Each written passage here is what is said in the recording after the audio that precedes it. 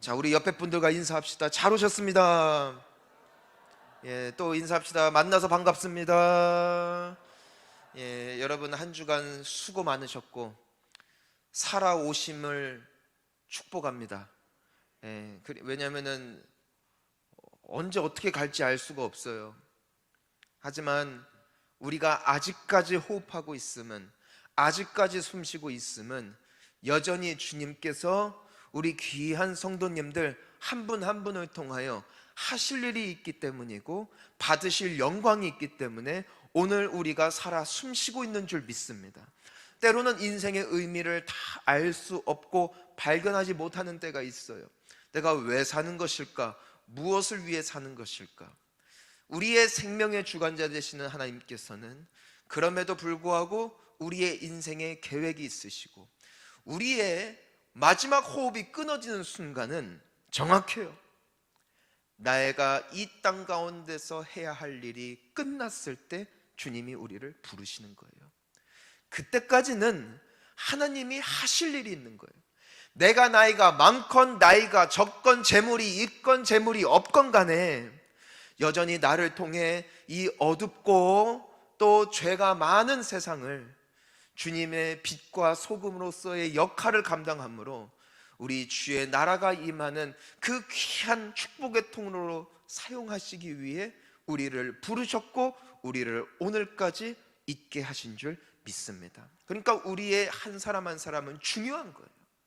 의미가 있는 거예요. 예수님께서 교회를 말씀하실 때에는요, 우리 성도님 한 분 한 분을 뭐라고 칭하시냐면은, 자 따라합니다. 지체. 예, 지체가 뭐냐면은 손가락, 팔, 다리, 내 몸에 달려있는 모든 기관을 통틀어서 지체라고 합니다. 우리가 아무리 작아 보이는 것이라도요, 이 새끼손가락이나 이런 어디 발톱 같은 데에 혹시 가시 찔려본 분이 그런 경험이 있으신지 모르겠어요. 그거 하나 찔리면은요, 아무리 작은 곳에 작은 가시가 찔렸음에도 불구하고 온몸이 그것으로 말미암아 함께 고통을 받고, 아무리 내 눈에 보기에 별것 아닌 것 같은 모습이 있다 할지라도 그 하나하나가 있기에 우리의 육신 또한 건강한 것처럼 여기에 앉아 계시는 성도님들 한 분 한 분이 사회적으로 보나 신앙적으로 보나 그들의 외모로 보나 어떤 것을 보나 아무리 그 사람이 더 귀하게 보이건 혹은 귀하지 않게 보이건 간에 한 사람도 예외 없이 너무나 소중한 분들이라는 것이에요. 한 사람이 아프면은 교회 전체가 병들어요. 하지만 한 사람이 온전히 서면은 그 교회가 서는 것이에요. 저는 여러분들이 서로가 서로를 정말 존귀하게 여길 수 있는 귀한 교회 될 수 있기를 주님의 이름으로 축원하는 것입니다. 우리가 사회에서나 삶을 살아갈 때에는 내가 잘한 만큼 인정을 받고요, 내가 가진 만큼 인정을 받고요, 내가 뛴 만큼 사람들이 칭찬해 주는 것, 이것이 세상의 이치입니다. 하지만 교회는 예수님 닮은 교회가 가장 복된 교회인 줄 믿습니다. 주님은 우리 한 분 한 분을 귀하게 여기시기 때문에 우리 또한 여기 계신 분들, 내가 어떻게 판단하든 간에 예수 안에서 귀하게 여기고 복되게 여기고 존귀하게 여기는 우리 교회가 되어질 때에 서산 본향교회는 앞으로도 우리 예수님의 영광이 나타나고 우리 예수님을 닮은 교회라 소문나는 복된 공동체가 되어질 줄 믿는 것입니다. 그래서 우리가 서로를 세워주고 살려주고 혹은 서로를 죽이고 헐뜯게 되어지는 가장 중요한 것, 이것이 바로 우리의 언어라는 것을 우리가 계속해서 살펴보고 있는 것입니다. 자, 따라합니다. 예수님을 닮기 원합니다. 예. 여러분, 우리는 예수님 믿는 사람인 줄 믿습니다. 우리 예수님 영접한 뒤로 예수님이 우리 안에 계신 줄 믿습니다. 우리는 예수님의 소유가 되었고 우리는 주님의 것이 된 것이에요. 우리는 하나님의 자녀입니다. 예수님도 하나님의 자녀이고요, 우리도 하나님의 자녀예요. 하나님의 자녀는 하나님을 닮습니다. 자녀들을 보면 부모를 볼 수 있고 부모를 보면 자녀를 알 수 있어요. 절대로 예외가 없어요. 정말로 서로를 보듬어주고 품어주는 가정에서 자란 자녀들일수록 나중에 가정을 이루었을 때 서로 보듬어주는 확률이 굉장히 높습니다. 하지만 술에 중독돼 있고 마약에 중독돼 있고 폭력에 노출된 그 가정에서 자라난 자녀들을 보면은 나중에 정말 어른이 되어서도 결혼을 해서도 그와 같은 것을 그대로 담는 모습을 우리는 너무나 많이 보는 거예요. 물론 이 중에 우리 함께 계시는 분들 중에서도 그와 같은 환경에 노출된 분들이 계시겠지만 그래도 예수님을 믿고 제대로 살아보려고 애를 쓰며 고군분투를 하며 살아가게 되는 것이죠. 여러분, 우리가 예수님을 믿게 되어짐으로 잘 살려고 노력을 합니다. 그래도 내가 어렸을 때 경험했던 것보다 또한 내가 그동안 보고 배운 것보다는 좀 더 우리 주님의 영광을 위하여 살기를 우리가 꿈꿉니다. 하지만 이 모든 것들 위에 가장 중요한 원칙 중에 하나가 무엇이냐면은 바로 우리의 삶의 언어라는 것이에요. 내가 얼마나 열심히 예배하느냐, 내가 얼마나 열심히 기도했느냐, 내가 얼마나 많이 봉사를 했느냐 보다도 그 사람이 정말 예수님을 만난 사람, 예수님이 그 마음속에 있는 사람, 정말 성령 하나님의 사람임을 알 수 있는 가장 중요한 기준은요, 그 사람이 뭘 했느냐가 아니에요. 그의 말을 보면 합니다. 우리가 지난주에도 함께 하나님의 말씀을 보니까 예수님께서 뭐라고 말씀하세요? 사람은 속에 있는 것을 말한다 말씀하시면서 그 종교 지도자들, 소위 하나님을 믿고 하나님을 사랑하고 하나님의 자녀들이라고 자부심을 가졌던 바리새인들을 향하여 예수님께서는 전혀 가감없이 신랄하게 비판하세요. 너희들은 독사의 자식들이다. 너희들 속에 선한 것이 없는데 어찌 좋은 말을 할 수 있겠느냐? 마음에 있는 것을 말함이라. 마음에 있는 것을 말함이라. 아무리 잘 갖춰져 있고 아무리 덕망이 있고 아무리 사람들이 존경하는 위치에 서 있다 할지라도 내가 나를 누구인지 판단할 수 있는 가장 중요한 기준은 내 언어를 통해 나오는 것이에요. 언어가 예수님을 닮을 때 그 사람의 마음에 예수님이 계심을 우리가 알 수 있는 것이고, 내 언어가 복되지 않은 언어, 저주의 언어, 판단의 언어, 또한 남을 죽이는 언어로 내 입술이 채워지면은 아무리 내가 최선을 다하여 살아간다 할지라도 내 마음이 그러하다는 것을 우리는 볼 수 있게 된다라는 것이에요. 사랑하는 성도님 여러분, 저는 여러분들의 마음에 계신 귀한 예수님의 언어를 배울 수 있기를 주님의 이름으로 축복하는 것이에요. 예수님의 언어, 예수님의 마음은 복됐어요. 예수님은 하나님을 닮았어요. 그래서 우리가 성경을 보아서요, 예수님의 언어를 보면은요, 예수님의 언어는 살리는 언어, 격려하는 언어, 덮어주는 언어, 세워주는 언어예요. 세상의 언어는 어떤 언어인 줄 아십니까? 자, 따라합니다. 사실의 언어. 예, 사실의 언어예요. 사실의 언어. 사실의 언어란 무엇인가? 무엇이냐면은 그 사람에 대한 진짜 이야기를 해요. 어떤 상황에 대한 실제 이야기를 해요. 진짜인데 그 안에 생명이 없는 언어예요. 자, 우리가 보면은요, 언어 생활을 보면은 그 사람을 볼 수가 있어요. 우리가 누군가에 대하여 이야기를 할 때에, 또한 누군가에게 말을 할 때에 우리가 하는 말 중에 틀린 말은 하나도 없어요.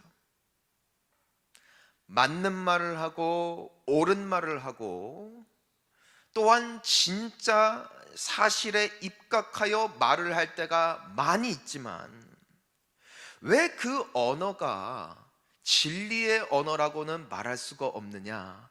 이유는 하나예요. 예수님의 언어는 사실의 언어가 아니고요, 진리의 언어도 아니고요, 어떤 언어였냐면은, 자, 따라합니다. 사랑의 언어. 사랑의 언어예요. 우리가 고린도전서 13장 1절을 보잖아요. 이런 말씀이 있습니다. 함께 읽습니다.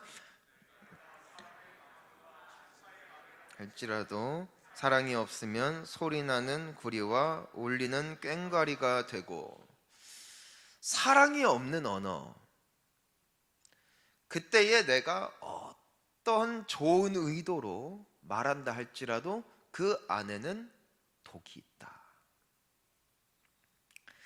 예수님의 언어는 사랑이 있는 언어예요. 그래서 예수님의 이 사랑의 언어의 특징을 보면은요, 오늘 우리가 제목에서도 볼 수 있는 것처럼 허물을 들춰내는 언어가 아니라 허물을 덮어주는 언어라는 것이에요.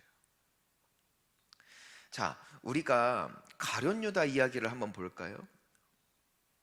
가룟 유다는 그 12 제자들 사이에서 회계 담당이었습니다. 그러니까 돈을 맡은 사람이에요. 돈을 맡았다는 것은요, 일단 그 12명의 제자들 중에 그래도 머리가 가장 잘 돌아가는 사람이었다는 것이에요. 유능한 제자였다는 것입니다. 근데 우리가 성경을 보면은 이 가룟 유다가 몰래 돈을 빼다가 자기의 사적인 유익을 위하여 사용했던 것이 다 드러나요. 무슨 말이냐면은 예수님은 알고 계셨다는 거예요. 여러분, 만약에 한 조직에서, 한 교회에서, 그리고 가정에서 누군가가 그런 행동을 하고 있다면 여러분 어떻게 하겠어요? 뒤집죠. 당연히 뒤집죠.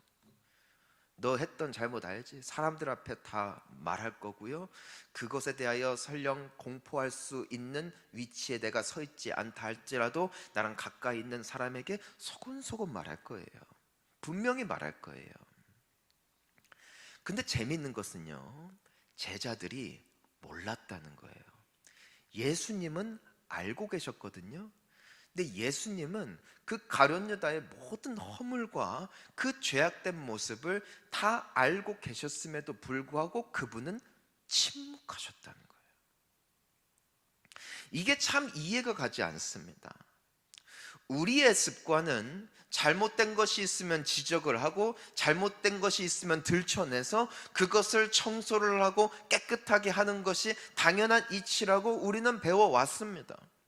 근데 정작 예수님께서는 가룟 유다의 허물을 보셨음에도 불구하고 그것을 덮으셨다는 거예요.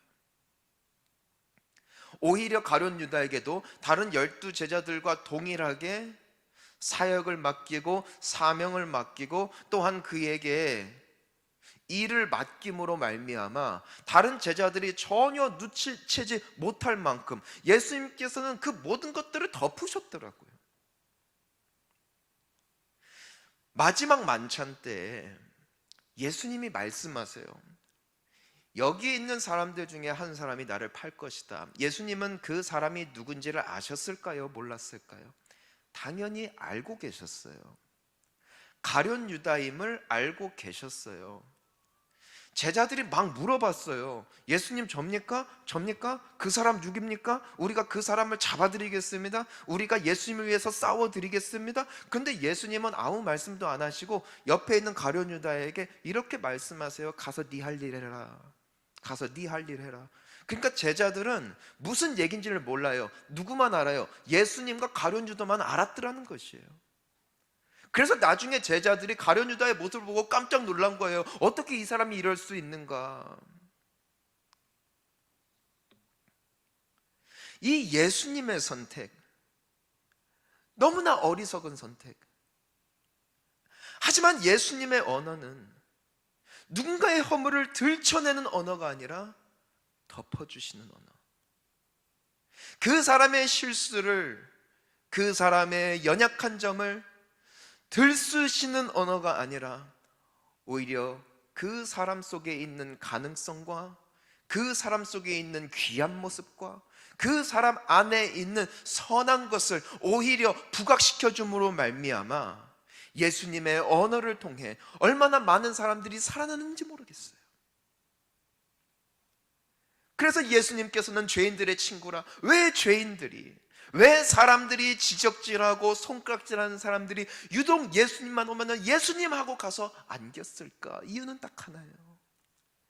남들은 그 사람의 겉모습, 그 사람이 했던 실수, 그 사람에게 있는 수치스럽고 부끄러운 과거를 부각하여 그 사람을 멀리하고 그 사람에 대하여 험담을 하고 그 사람에 대하여 비방하는 언어로 가득했을 때 때문에 그 사람들을 볼 때에 고개를 돌리고 얼굴을 보더라도 선한 말이 나오지 않는데, 우리 예수님께서는 똑같은 죄인임을 아심에도, 똑같이 부족한 사람들을 대하심에도 그들을 어떻게 대하셨다는 것이요, 그들의 연약함은 덮고 그들의 좋은 점, 너 그래도 이거 잘하잖아, 너 그래도 하나님 믿으면 잘할 수 있어, 그래 너에게는 소망이 있어, 이와 같은 언어를 이 죄인들이 들으니까 한마디로 살맛이 나는 거예요.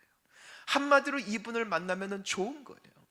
세상은 언제나 정의를 외쳐요, 진리를 외쳐요, 진실을 외쳐요. 하지만 그 안에는 생명이 없어요.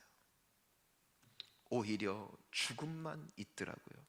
하지만 사랑의 언어는, 덮어주는 언어는, 높여주는 언어는, 비록 그 선택과 그 언어가 사람의 관점에서 봤을 때는 어리석어 보인다 할지라도 결국 그 언어가 나도 살리고 상대방도 살리고 모두를 높이게 되어지는 귀한 축복의 언어가 되어지는 줄 믿습니다.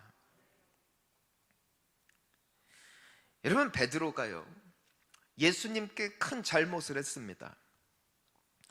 예수님께서 십자가에 못 박히시기 전에 예수님을 3번을 부인하는데 마지막 부인했을 때는 공교롭게도 예수님과 베드로의 눈이 딱 마주칩니다. 그때 베드로가 깨달아요. 닭의 울음소리를 들으면서 예수님께서 네가 오늘 밤 3번 나를 부인할 것이다 라는 그 예수님의 말씀이 사실이었음을 알게 되고 부끄러움과 죄송한 마음과 수치스러움으로 그는 저 끝에 가서 대성통곡을 하게 돼요. 여러분, 사람이 자신의 진실한 모습과 마주하게 될 때 마음이 무너지더라고요. 우리는 사실을 알려줘요. 너는 이게 문제야. 넌 이것만 잘하면 돼. 넌 이것 때문에 네 인생이 힘들어지는 거야. 틀린 말일까요? 맞는 말입니다. 그런데요, 그 진실의 사람이 대면을 하게 되면은 힘을 얻고 도전을 하는 것이 아니라 오히려 사람의 마음이 무너집니다.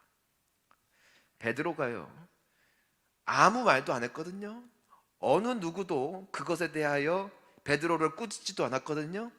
스스로가 스스로의 모습을 바라보면서 나는 자격이 없다. 그리고 베드로의 선택이 뭐예요? 제자의 자리를 떠나 다시 옛 어부의 삶으로 돌아가는 거예요. 나는 실패했고 나는 가능성이 없고 3년 동안 예수님이 그렇게 사랑을 주셨고 그렇게 기도해 주셨고 내 발도 닦아 주셨고 나에게 모든 것을 내려주신 분이심에도 불구하고 나는 이 정도의 모습이구나. 사람은 진실을 마주할 때 무너집니다.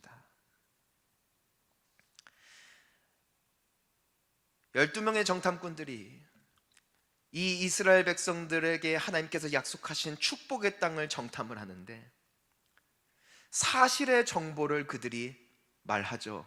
10명의 정탐꾼들은 그 땅에서 그들이 보았던 실질적인 상황을 다 말해줍니다. 그곳에 있는 땅은 너무나 비옥하고 너무나 풍요로워서 이미 강한 적군들이 점령을 한 상태이고 그들은 키도 크고 무기도 너무나 강력해서 우리는 그들과 비교해보면 메뚜기와 같습니다. 이것은 절대로 잘못된 말이 아니었고요, 사실에 입각한 정보였을 뿐이에요. 하지만 그 말을 들은 백성들이 그 말을 듣고 힘이 솟고 다시 해볼 수 있다라고 반응을 하던가요? 아니었다는 것이에요.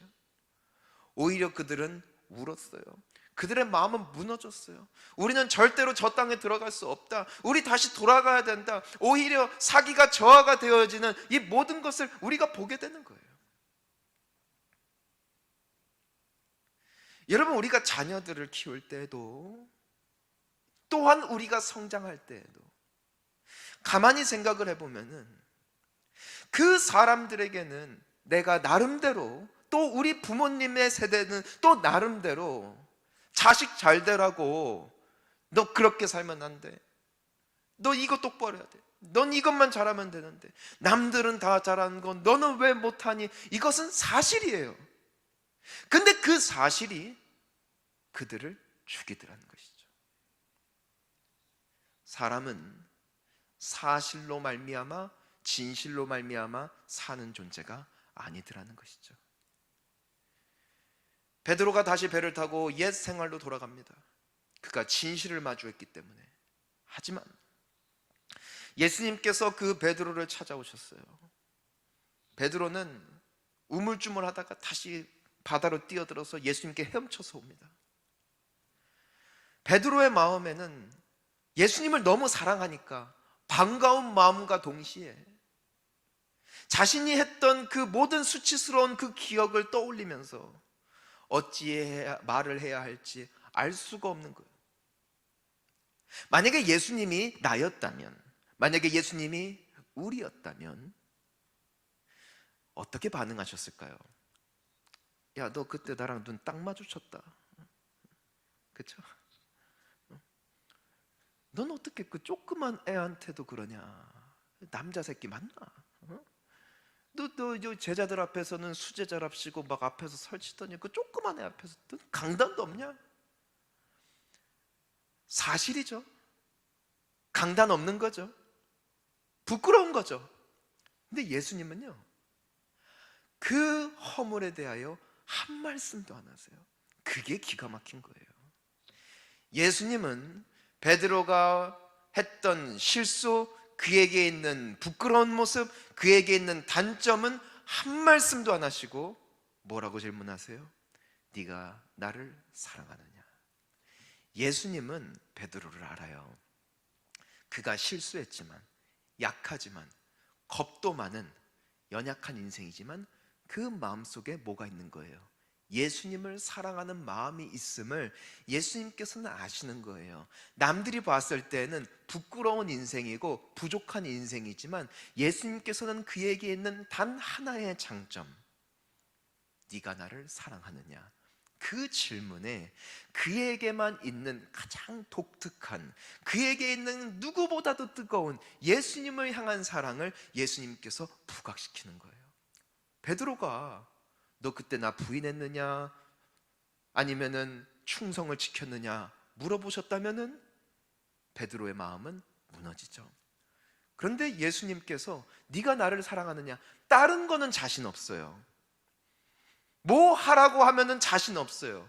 너 내 곁을 이제는 충성스럽게 지켜라? 이젠 자신 없어요. 예전에는 자신이 있었는데 막상 자신의 모습을 보니까 자신이 그럴 만한 인물이 아님을 알아요. 하지만 네가 나를 사랑하느냐, 이 말에는 자신이 있거든요. 베드로가 해발쭉해서 대답해요. 네, 예수님, 제가 당신을 사랑합니다. 내 양을 먹여라. 요한의 아들 시몬아, 네가 이 모든 사람들보다 나를 더 사랑하느냐? 베드로는 그거 하나는 자신이 있거든요. 네, 내가 당신을 사랑합니다. 네, 내가 당신을 사랑합니다. 베드로는 자신의 진짜 모습을 마주했을 때 무너졌어요. 하지만 예수님께서 발견하여 주신 그 사람에게 있는 장점이 부각되자 그의 영혼은 살아나기 시작했고 그의 인생은 치유되기 시작했고 그때부터 베드로의 인생은 새롭게 열리기 시작했더라는 것이에요. 보니까요, 사람이 변하는 것은 절대로 그 사람의 진실된 모습을 드러내주는 것이 아니더라. 그 사람에게 있는 가능성, 그 사람에게 있는 좋은 점을 말해줄 때 사람은 살아나더라고요. 이 당당한 아이들, 당당한 사람들을 보면은요, 어려서부터 칭찬을 많이 듣고 자랐어요. 칭찬을. 너는 왜 이렇게 공부를 잘하니? 50점 받았는데. 아빠보단 잘한다. 너 그래도 어쩜 이렇게 몸이 유연하니? 너는 어쩜 이렇게 말을 예쁘게 하니? 너는 어쩜 그렇게 머리숱이 많니? 갑자기 화가 나죠. 네, 눈물이 납니다. 그것도 장점이더라고. 머리숱 많은 거 장점이죠.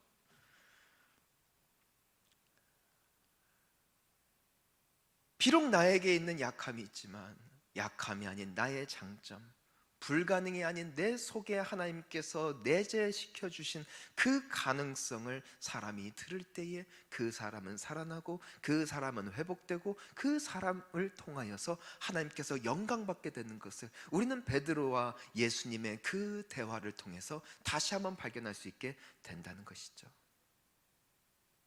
사랑하는 성도님 여러분, 허물을 찾아내려면 너무 많아요.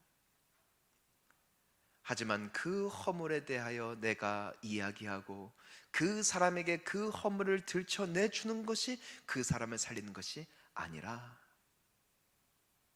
알아도 덮어주고 그럼에도 응원해주고 그럼에도 축복해주고 그럼에도 칭찬해줄 때 그 사람이 사는 거예요. 저는 우리 교회, 우리 성도님들 간의 언어가 이와 같은 언어가 회복될 수 있기를 주님의 이름으로 축원합니다. 어느 분이 여러분에게 와서 저 집사님 저 또 문제다, 저거 문제 하면 어떻게 해야 되겠어요? 모른 척, 그거 아니다, 그거는 오해하는 거다, 이 사람은 이것도 하고 저것도 잘하고 눈에 보이지 않지만 뒤에서 얼마나 열심히 섬긴지를 알고 있느냐, 저 사람 또 저렇게 말한다고. 아니다, 저 사람의 말투가 그런 것이지, 말투는 그렇지만 마음이 얼마나 진득하냐, 얼마나 그래도 사람이 인간성이 있냐, 그래도 얼마나 의리가 있냐. 이 말을 내가 하는 나도 살고 듣는 사람도 살고, 재밌는 것은 둘이 하는 대화인데 그 대화를 다 알더라는 것이에요. 나중에 가보면은, 여러분, 저는 여러분들의 소문을 많이 알고 있습니다. 할렐루야. 뭔 말인지 알겠어요? 다 들어와요. 근데 비밀 얘기 어때? 근데 왜 비밀 얘기 저한테 하세요? 아유, 목사님에게만 이래. 아유, 당신에게만 이게. 그러다 보니까 다 당신이 됐어요.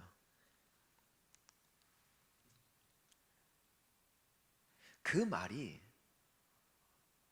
두 가지가 있더라고요. 험담하는 얘기, 그리고 칭찬하는 얘기. 야, 저 집사님이 그러는데 너 진짜 괜찮은 사람이라더라. 이 말을 들어요. 그러면은 우울증이 떠나가더라고. 근데 나는 나름대로 최선을 다했는데 또 어디서부터가 소문을 들어요. 너 요즘에 소문이 좀 안 좋더라.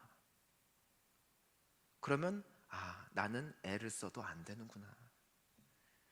나는 노력해도 어차피 이미 꺾인 인생 안 되는구나. 사람이 무너지더라고요.